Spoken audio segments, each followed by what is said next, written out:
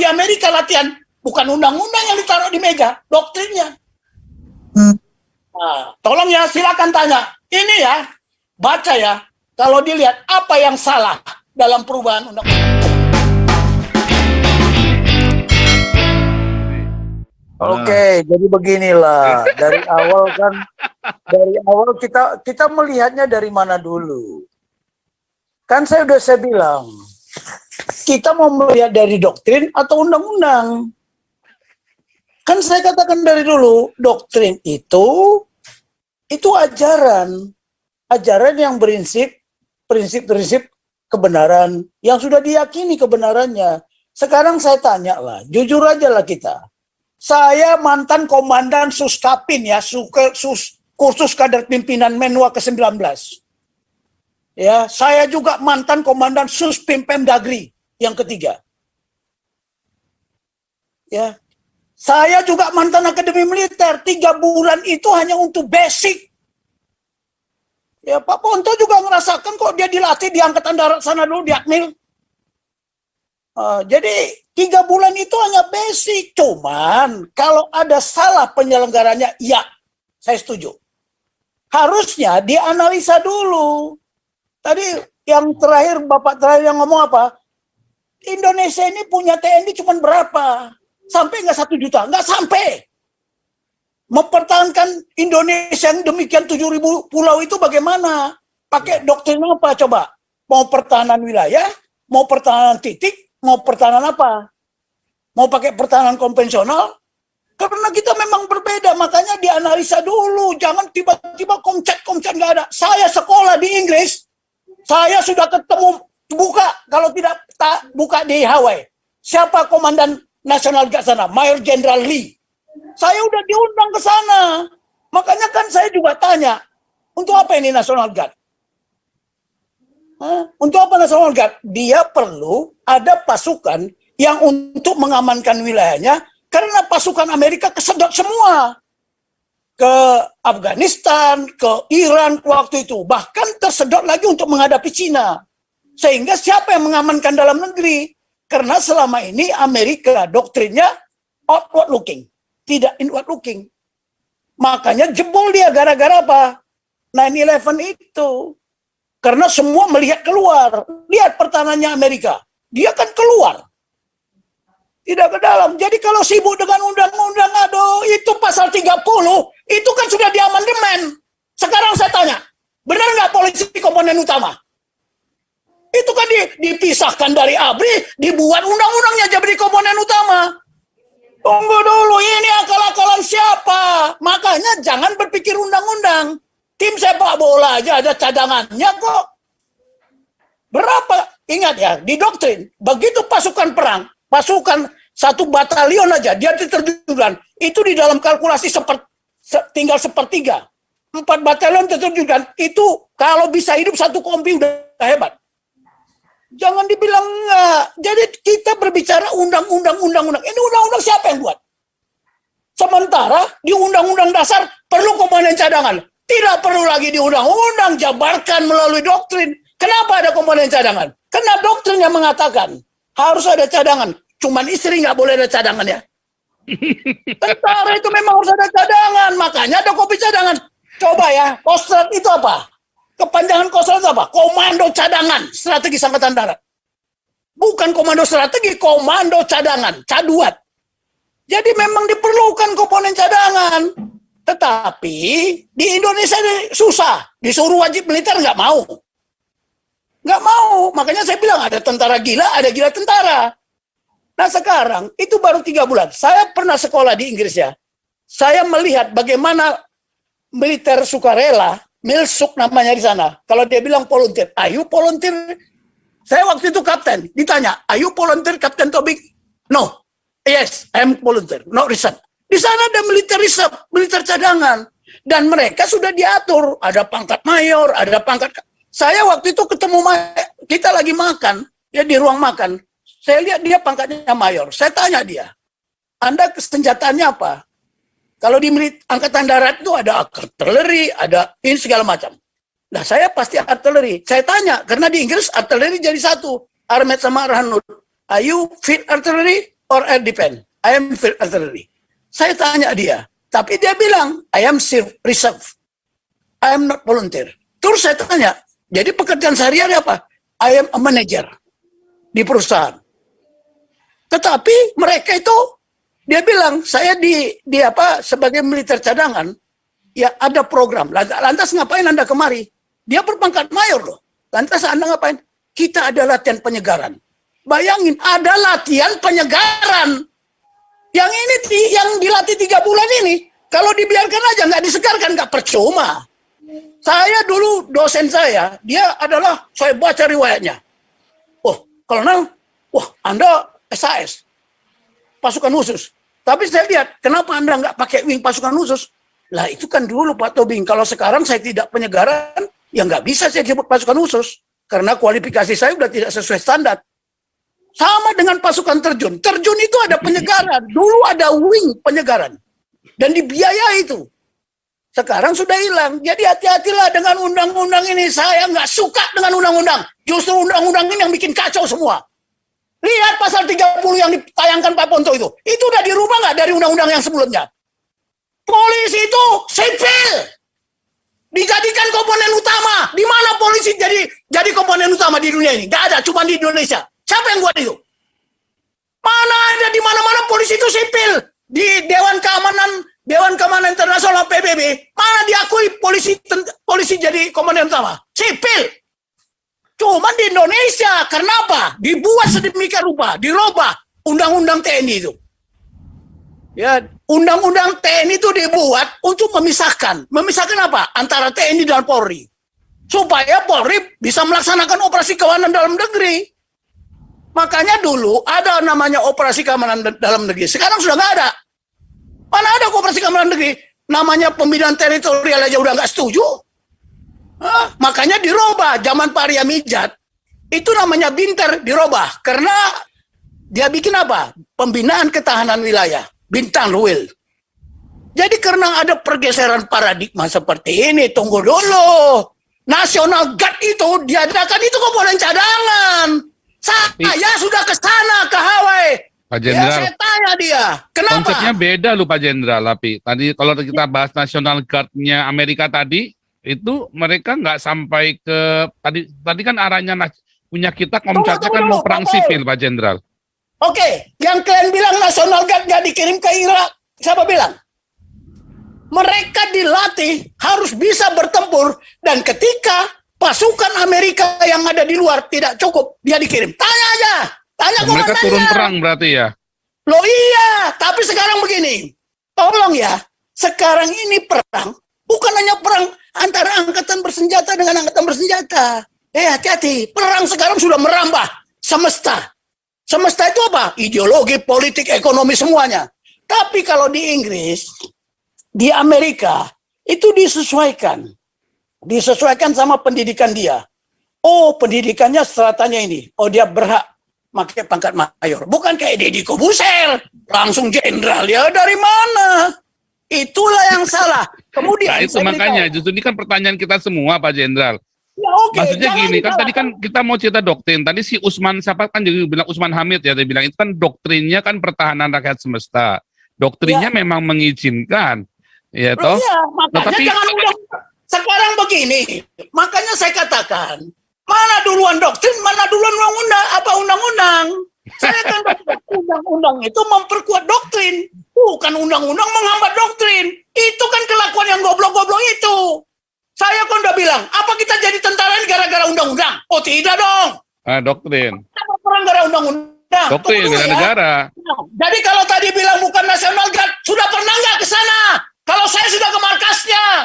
Tanya itu, coba telepon sekarang. Tanya aja Gubernur Hawaii. Tanya Gubernur Hawaii. Tapi bedanya begini. Kalau National Guard, dia di bawah komando gubernur dalam keadaan damai. Dalam keadaan perang, dia diserahkan kemana? Ke angkatan bersenjata. Coba tanya, lihat dulu aturannya. Dan ancaman tidak bisa hitam putih sekarang. Ini militer, ini tidak militer. Salah. Sekarang kan saya bilang, di doktrin saya itu sama, ancaman aji butal bisa bergabung berdua. Tidak bisa. Makanya kalau kita bilang, oh ini hitam putih ancaman militer, ini non militer, tambah lagi Menhan ada nir militer. Dari mana itu teorinya? Nah itu justru Nah, ini yang tadi itu makanya. kita gagas ini ada apa? Kok bisa? Nah itu makanya dulu. Dan mereka Dengar diseragam, dulu riwayat digunakan hidupnya, seragam juga, riwayat seragam militer, hidupnya. pelatihan militer. Nah oke, sekarang begini ya, mereka itu baru dilatih 3 bulan. Ya, dilatih 3 bulan, itu wajar, basic. Saya dulu melatih Suskapin Menwa, menembak, meluncur semua, baca peta, kompas malam, semua. Persis, tapi itu dasar keprajuritan. Dasar keprajuritan. Sekarang harusnya kita analisa, jangan terus berpikiran jelek ya, berperanggapan, orang belum jadi fakta kok, apa indikasinya? Cuman ada kesalahan. Ya kalau di Amerika, itu dilihat, komponen cadangan yang diperlukan oleh artileri pertahanan udara berapa orang, dari armet berapa orang. Nah baru dimasukkan, dicek juga klasifikasinya, dia pantasnya jadi mayor, dia pantasnya jadi kapten sesuai dengan pendidikannya. Tapi saya nggak tahu kalau komponen cadangan sekarang, apakah semua pendidikannya dipukul rata? Itu dia mayor, sehari-harinya dia bertugas di perusahaan, dia berpangkat mayor. Cek aja. Apa perlu saya suruh? Apa ditelepon ke sana Gubernur Rawe? Tetapi sehari-harinya di dalam melaksanakan operasi, makanya National Guard disebut untuk mengamankan wilayah nasional yang di dalam, ya mereka selama dalam keadaan damai langsung dibawa gubernur, langsung dibawa komando dan kendali gubernur. Tetapi ketika dia dibutuhkan untuk perang, berangkat itu diserahkan ke mana? Ke Mabes Angkatannya. Tolong dilihat aturannya, buka kalau nggak percaya. Jadi jangan kita ngarang-ngarang membeda-bedakan National Guard. Kemudian Menwa. Kenapa Menwa? Itu Menwa dulu dilatih. Dilatih persis. Dia itu dulu namanya Menwa, itu namanya resimen mahasiswa, tapi dia pertahanan sipil sebenarnya. Ya saya sampai tanya itu anak-anak Menwa itu tahu kok Widya Kasrena Dharmasida. Itu semboyan mereka, sesantinya mereka. Mereka itu peranan sipil dilatih, tetapi sekarang kenapa jadi kacau? Kenapa jadi kacau? Menwa nggak ada induknya sekarang. Karena saya beritahu dulu Menhan kan Pangap, Kodam adalah perpanjangan tangan. Ingat ya, dulu Kodam itu perpanjangan tangan Menteri Pertahanan, menangani masalah pertahanan di daerah. Itu makanya kalau sekarang sudah dipisah, TNI tidak di bawah Menhan. Karena dulu Menhan jadi Pangap jadi satu.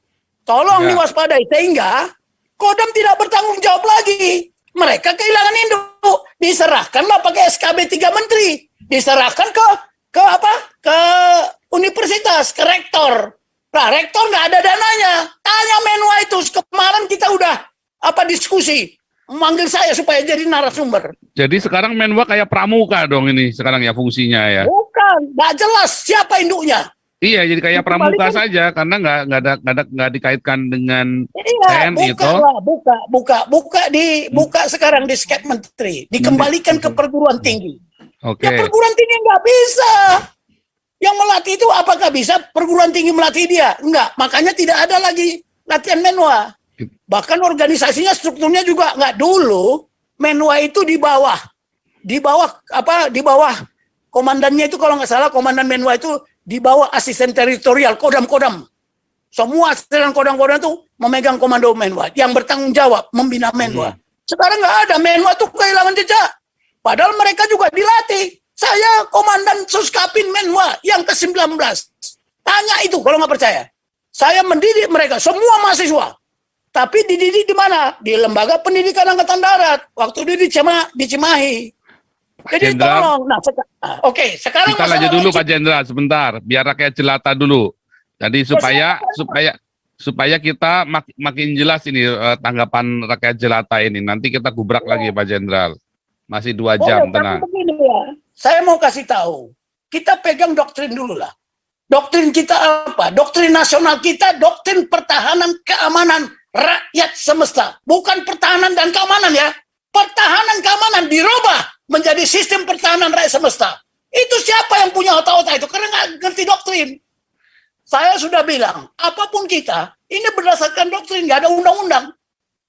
Tapi undang-undang itu harusnya memperkuat, bukan menghambat.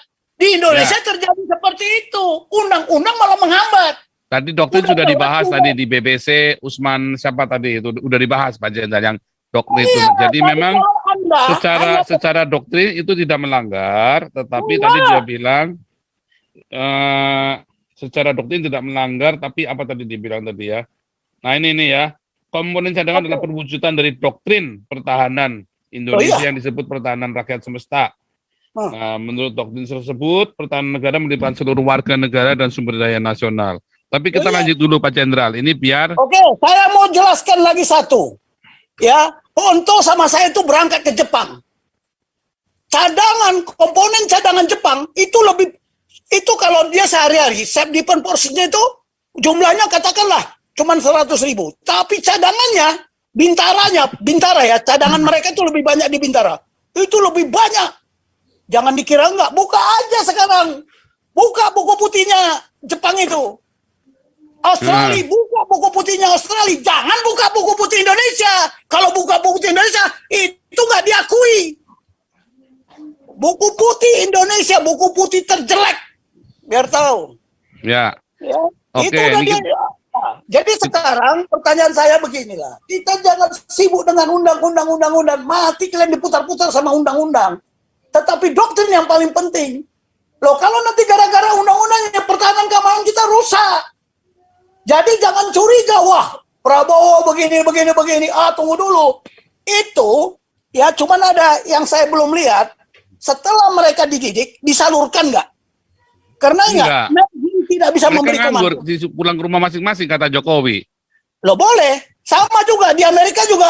Tetapi gini Pak Jenderal, jadi mereka pulang ke rumah masing-masing. Namun ketika dipanggil tidak datang, mereka akan kena sanksi hukuman. Loh iya. Kenapa? Kayak disersi gitu. Iya, tapi tugas negara, kepentingan nasional, bukan kepentingan kelompok, bukan kepentingan perorangan, bukan. Teorinya tadi begitu Pak Jokowi, ini hanya diperlukan, tidak boleh untuk kepentingan lain, hanya untuk pertahanan, melawan militer atau hibrid, ancaman hibrida. Nah, ancaman hibrida ini apa terminologinya yang dari tadi kita muter-muter nih. Tapi sebenarnya Pak Jenderal, ini biar dari Amerika dulu Pak Jenderal. Silakan. Tapi saya mau bicara ya Pak Paul. Dari kemarin kan saya bilang harus ada benchmarkingnya, standar patokan. Bukan standar patokan DPR yang merubah undang-undang itu. Bukan. Karena anggota DPR juga nggak tahu dia masalah pertahanan keamanan. Jadi jangan itu sebenarnya ya. Cuman kesalahannya, kenapa dia terpusat di Menhan?